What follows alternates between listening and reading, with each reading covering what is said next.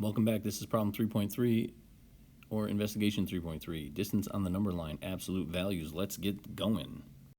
All right, so we have three stories, and we're going to start here with the fishing one. So Griffin visited her grandparents in Canada twice in 1 year. During the visits, her grandmother took pictures of Griffin and her grandfather. Okay, so Griffin says during each visit, the temperature in Celsius was absolute value of 20. Are these reasonable temperatures? So here we're looking at 20 degrees Celsius, and then this would be negative 20 degrees Celsius. That seems accurate. I would say that's possible, and I would go with that one. What is the difference between the two temperatures in degrees Celsius? So if this was 20 and this is negative 20, we're talking about a difference of 40 degrees Celsius. Griffin says it looks like the bird's height above sea level and the fish depth below sea level are opposite. Is this possible? Well, so the fish are here, here's sea level, and the bird looks to be about the same distance above. So yes, I would also say the bird and the fish seem to be equidistant from each level. The height of the bird's position would be the positive value above sea level, and the depth of the fish would be the negative value below sea level. All right, let's move on to examining a bank account. All right, so the smartphone screen shows deposits to and withdrawals from Rayanne's debit card account. Here they are. Which account activities have the same absolute value? What information do the absolute values provide for Rayanne? So let's see, we have negative 50, 100, negative 32, 32, and 30. So these two have Barbara's bookstore and deposit Maplewood Avenue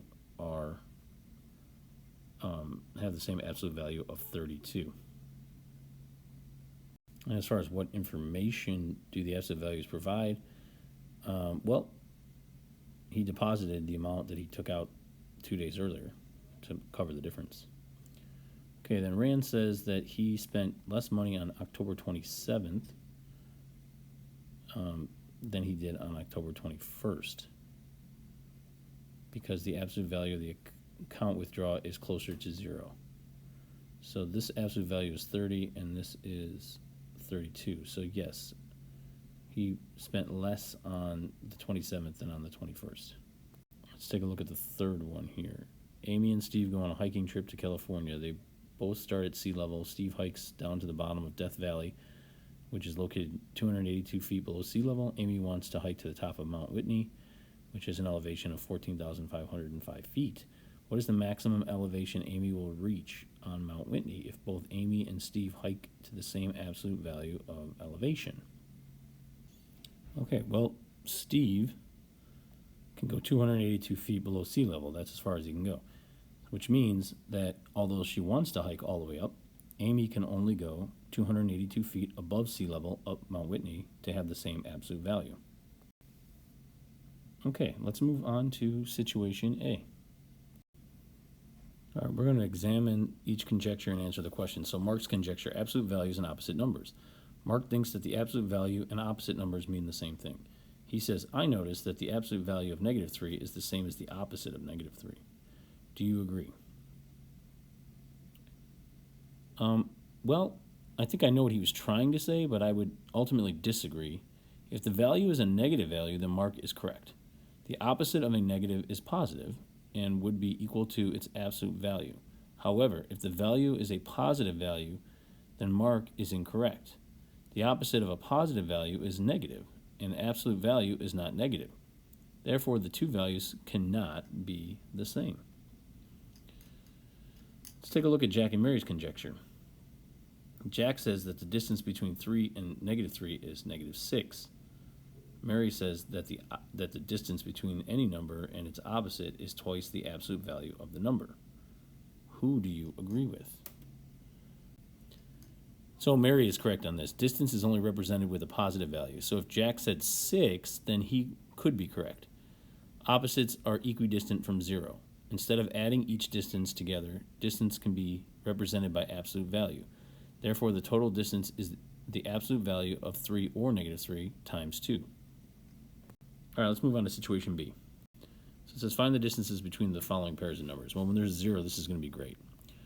So the distance between the first one, negative 4.8, and 0 is 4.8. 2.195 and 2.295.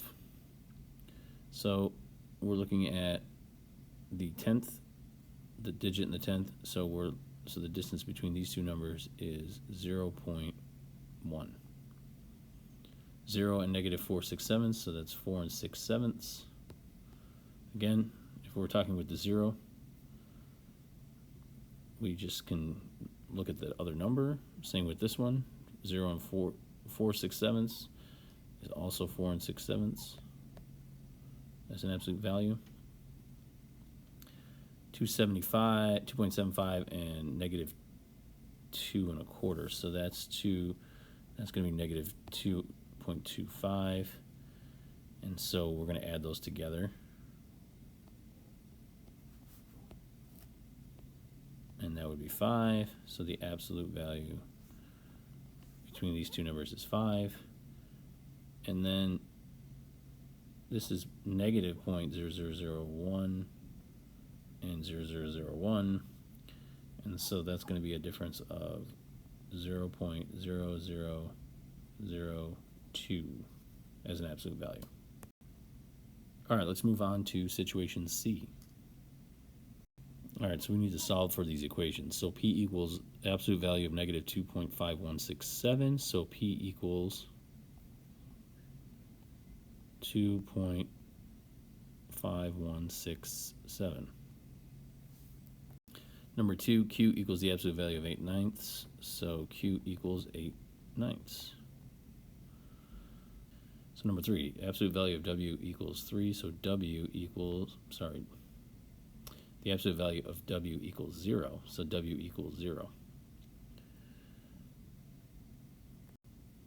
S equals the absolute value of 5.526 and minus the absolute value of 2.352. So we're just going to do that math problem here. 526 minus 2.352.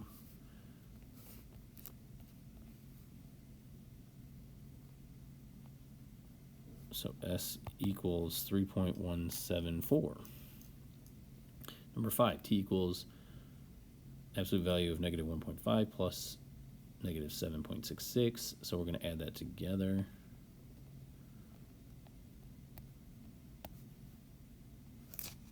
So that's 9.16. So T equals 9.16. And then U equals the absolute value of 16/5 times the absolute value of negative 20th.